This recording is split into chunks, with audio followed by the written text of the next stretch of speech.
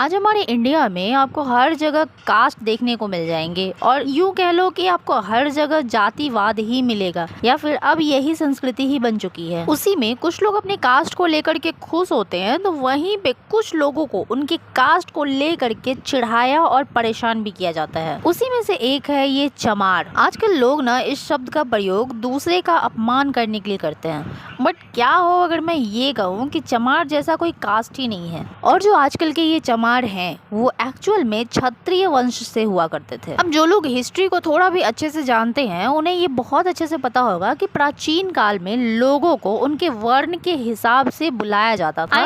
उनके काम के आधार पे बांटा जाता था। तब कोई जातिवाद नहीं था। दैट मीन्स कि जो जिस काम में महारथी हुआ करते थे उन्हें वही पोस्ट दे दिया जाता था।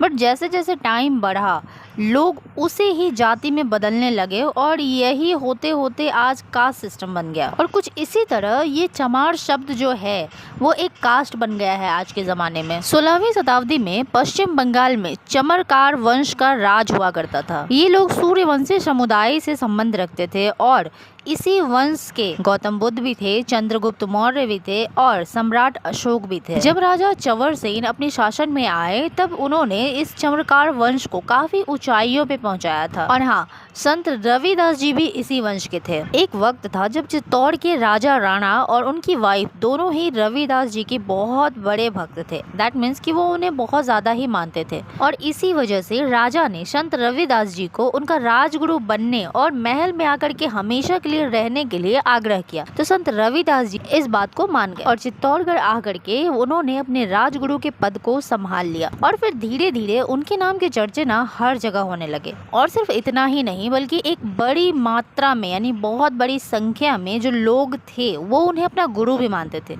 फिर ये खबर सिकंदर लोधी तक पहुंची जो उस टाइम पे दिल्ली के गद्दी पे बैठा था।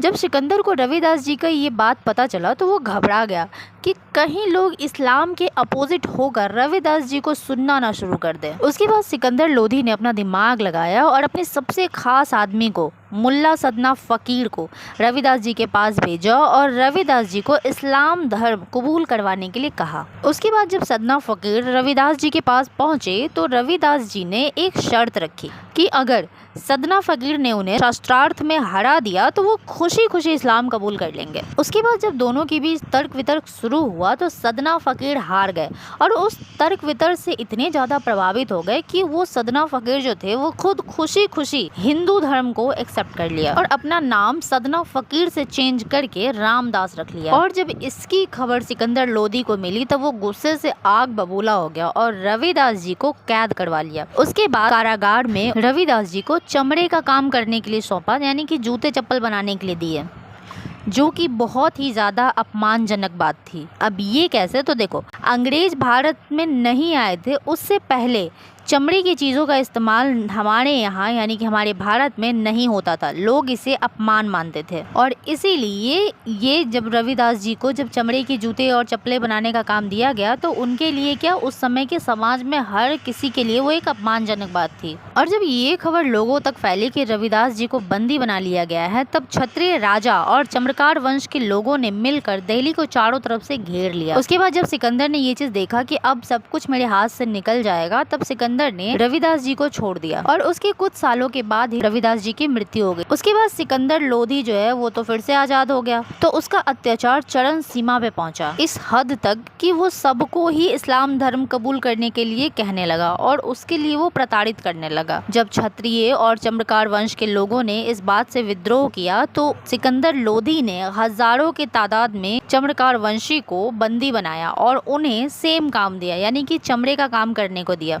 इतना ही नहीं बल्कि उनका मान करने के लिए उन क्षत्रिय और चमरवंशियों के लोगों को चमार कहकर बुलाने लगा। बट फिर भी उन लोगों ने इस्लाम को कबूल नहीं किया और अपने आत्म स्वाभिमान की रक्षा करते हुए उन्होंने ये काम करना ज्यादा सही समझा। फिर धीरे धीरे समय गुजरता गया और जो लोग चमड़े का काम करते थे उन्हें प्रॉपर एक कास्ट ही दे दिया गया, चमार।